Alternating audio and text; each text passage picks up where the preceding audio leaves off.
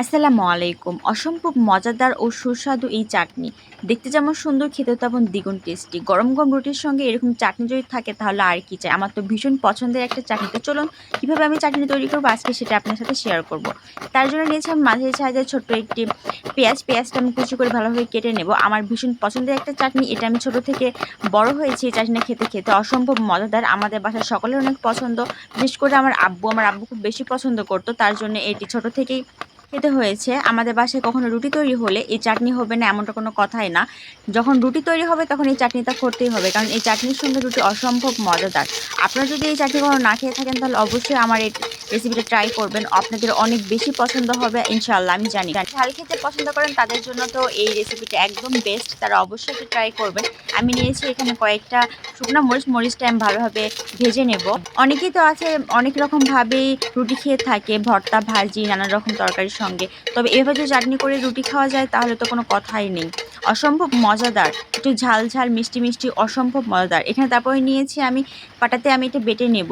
সামান্য পরিমাণ লবণ দিয়ে মরিচটা ভালোভাবে বেটে নিতে হবে। একদম মুখে লেগে থাকার মতো একটা চাটনি, একবার খেলে কখনো ভোলা যাবে না। অসম্ভব মজাদার। এটা শিখেছি আমি আমার আম্মুর থেকে। আমার আম্মু অসম্ভব মজাদার এরকম করে চাটনি তৈরি করতে পারে, তার থেকে আমার আজকে এই শেখা। অনেক মজাদার একটি চাটনি। তারপর নিয়েছি আমি রসুন কুচি, পেঁয়াজ, ভালোভাবে এটিকে বেটে নেব, একদম মিক্সড করে নেব। যেদিন বাসায় আমি চাটনিটা তৈরি করি সেদিন আমার রুটি তৈরি করতে করতে অবস্থা কাহিল হয়ে যায়, কারণ পেট ভরে যাবে তারপরে খাওয়া বন্ধ হবে না, এমন একটা অবস্থা। রুটি করতে করতে অবস্থা শেষ, কারণ পেটের খিদা মিটলেও চোখের খিদা মেটে না। অসম্ভব মজাদার, সে কারণে তৃপ্তি সহকারে খাওয়া যায়। কিছু ভালোভাবে বেটে নিয়ে এখানে দিয়ে দিয়েছি পরিমাণ মতো চিনি। চিনিটা দিলে এটার টেস্টটা আরও দ্বিগুণ হয়। এটার চিনিটাই হচ্ছে মেইন টেস্ট। তারপরে আমি সব কিছু চিনিটা ভালোভাবে বেটে নিয়েছি। দেখতেই পাচ্ছেন কত সুন্দর একটা কালার চলে এসেছে, একদম কালারফুল চাটনি। দেখতেই খেতে ইচ্ছে করছে আমার তো এখনই জিভে পানি চলে এসেছে। তারপরে আমি এখানে নিয়েছি সরিষার তেল। তারপর এটাকে ভালোভাবে মিক্সড করে নেব। অসম্ভব মজাদার এবং লোভনীয়। আপনারা যদি এভাবে ট্রাই করেন তাহলে অসম্ভব আপনাদের অনেক ভালো লাগবে। পরবর্তী ভিডিওগুলো দেখতে অবশ্যই আমার চ্যানেলে সাবস্ক্রাইব করুন এবং পাশে থাকুন।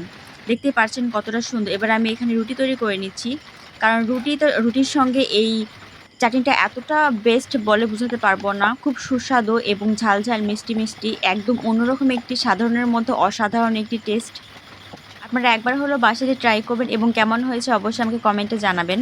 সময় তো আমরা সবকিছু খেয়েই থাকি, তবে একটু ভিন্ন স্বাদের চাটনি খেলে মন্দ হয় না, অবশ্যই অনেক ভালো হবে। আমি এখানে রুটিটা ভেজে নিয়েছি। তারপরে আমি প্লেটে নিয়ে দেখতেই পাচ্ছেন কত সুন্দর লাগছে। অসম্ভব মজাদার এবং সুস্বাদু, দেখলেই জিভে পানি চলে আসার মতো একটা অবস্থা। অনেক লোভনীয় একটি কালারফুল চাটনি। আপনারা অবশ্যই অবশ্যই এটা ট্রাই করবেন। একবার খেলে কখনো ভুলতে পারবেন না, একদম অসাধারণ।